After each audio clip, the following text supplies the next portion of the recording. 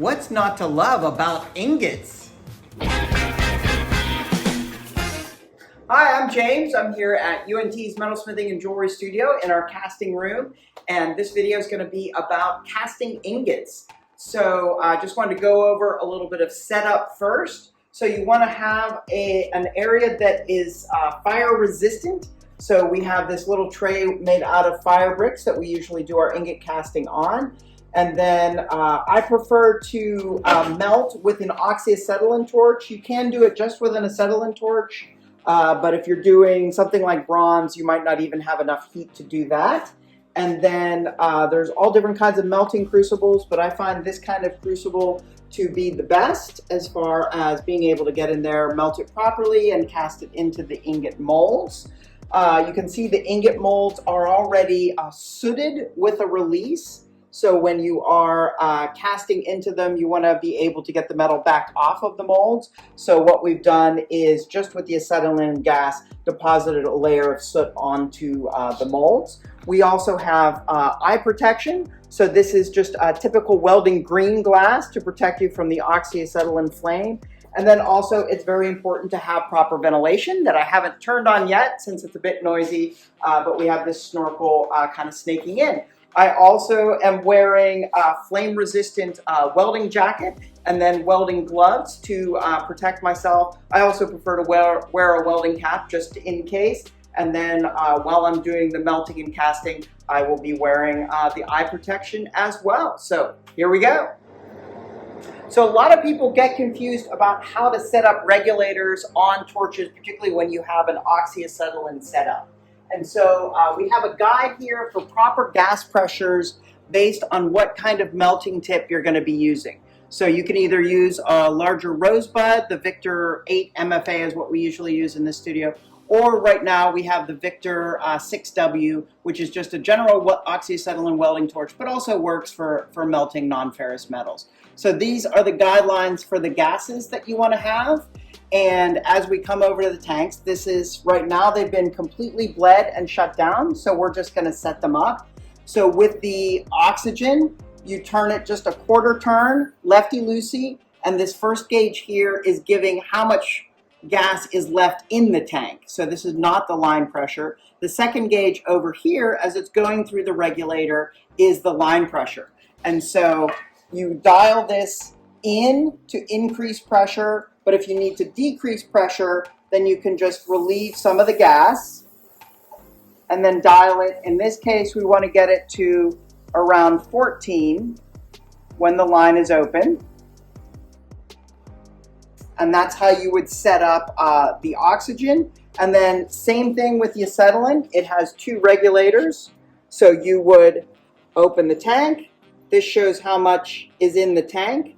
And then the regulator is already set for the line pressure of the acetylene, but you can dial it in and out with the gas line open to change that pressure if you need to.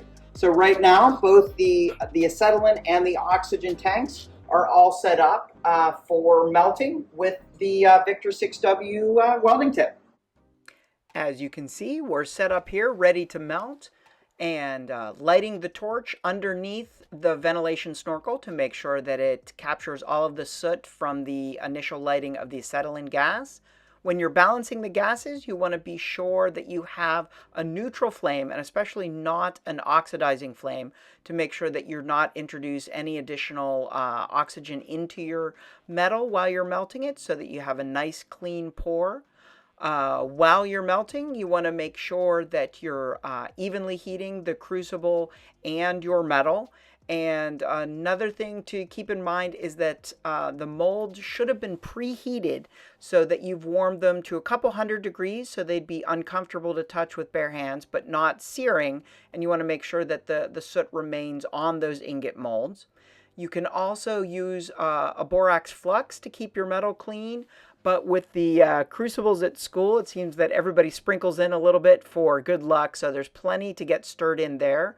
I often use a graphite rod to stir the metal around while it's melting. Check to see how the melt is coming. I can stir in and clean the metal with some of the molten borax coming off of the crucible. And so here I'm just stirring up, removing any impurities. I'm getting ready to pour. You want to keep the torch on the metal, and in one nice even pour, just aim and pour the metal smoothly into the ingot mold. If there are gaps in your pour, those can become cold shuts and not be a good ingot. There we are.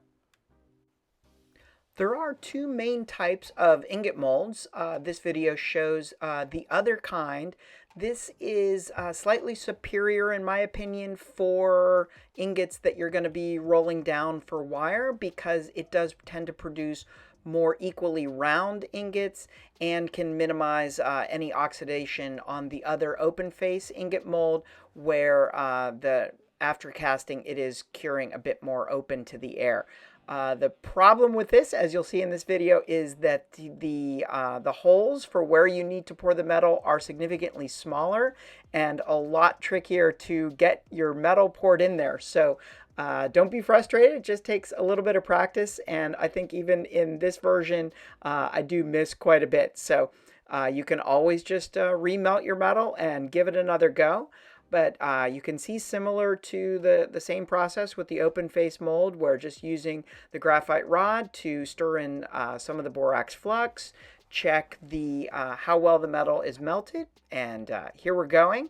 So there are graduated sizes of molds in this, and you can see the smaller ones fill up quite quickly, and then I'm overfilling those a bit, but the other ones turned out quite well. So this was a good day of casting ingots. Okay, another thing people get confused about with the tanks and the regulators is when you're all done using them and you need to shut down. So the first thing that you would do is you close the tank so no more gas can flow out of the cylinder.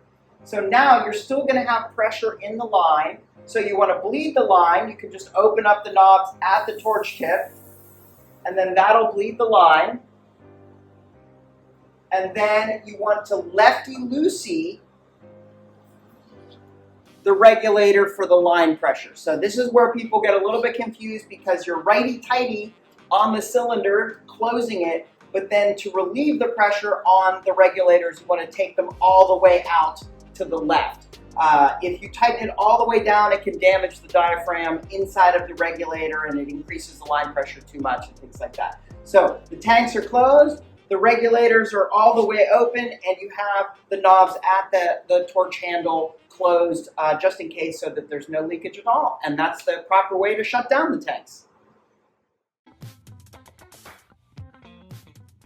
If you enjoyed this video, please be sure to hit that subscribe button so that you can hear from me when I post future videos.